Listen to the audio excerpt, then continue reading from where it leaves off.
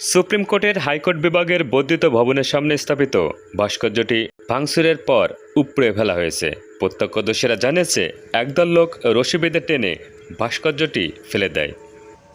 বুধবার দুপুরে এ ঘটনা ঘটে। এর আগে মঙ্গলবার সকালে ইস্পাতের তৈরি ভাস্কর্যটির হাত ও দাড়িপাল্লা ধরে রাখা হাত ভাঙা অবস্থায় দেখা যায়। সুপ্রিম কোর্ট প্রশাসনের একাধিক কর্মকর্তা বলেছেন, গ্রিক দেবী থেমিসের আদলে ন্যায় বিচারের প্রতীক হিসেবে গড়ে তোলা ভাস্কর্যটি ভেঙে ফেলা হয়েছে। তবে কে বা কারা এটি করেছেন তা জানা নেই। 2016 সালের ডিসেম্বরের তৃতীয় সপ্তাহে সুপ্রিম কোর্টে প্রবেশের মূল ফটকের বরাবর থাকা লিলি ফোয়ারায় প্রথমে ভাস্কর্যটি বসানো হয়। হেফাজত সহ কয়েকটি ইসলামী সংগঠনের দাবির মুখে 2017 সালের মে মাসে ভাস্কর্যটি বর্ধিত ভবনের সামনে স্থাপন করা হয়।